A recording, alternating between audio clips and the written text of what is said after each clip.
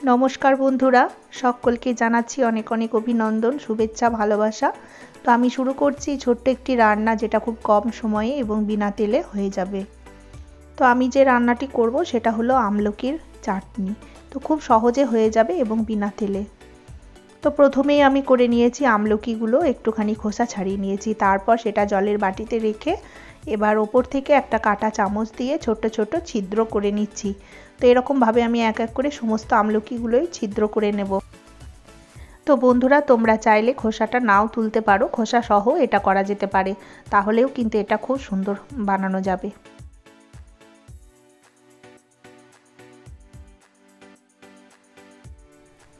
তো এবারে বন্ধুরা, আমার সব কটা কিন্তু হয়ে গেছে। আর এখানে আমি খুব বেশি পরিমাণ আমলকি নিইনি, 250-300 মতো আমলকি রয়েছে।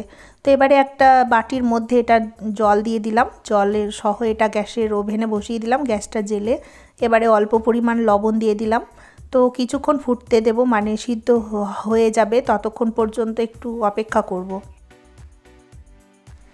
তো এবারে বন্ধুরা সিদ্ধ হয়ে গেছে। তো একটা জায়গা বসিয়ে তার মধ্যে 1 চামচ মতো জিরে এবং একটা গোটা লঙ্কা দিইনি, আমি দেখতেই পাচ্ছ তোমরা, একদম একটা শুকনো লঙ্কার হাফ দিয়েছি।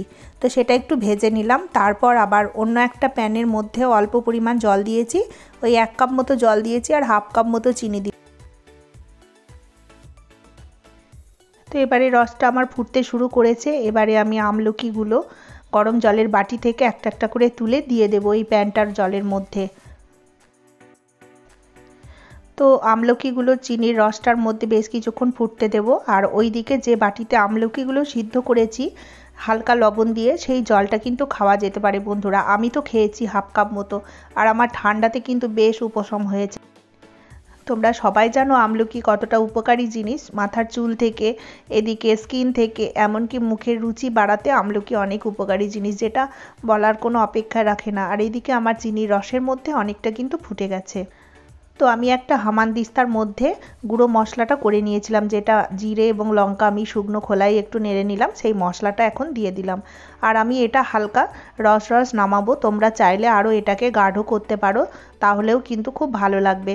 আমি একটু জুসের মতো নামালাম, কারণ আমাদের একটু হালকা পাতলা জুসটা খেতে ভালো লাগে আমলকির, সেজন্য। তো এবারে ঠান্ডা হয়ে গেছে অনেকটাই, একটা কাচের পাত্রে রেখে দেবো, তাহলে কিন্তু মোটামুটি কয়েকটা দিন রেখে এটা খাওয়া যেতে পারে চাটনি হিসাবে। তো বন্ধুরা, তোমাদের ভিডিওটা কেমন লেগেছে অবশ্যই কিন্তু ছোট্ট কমেন্টে জানি।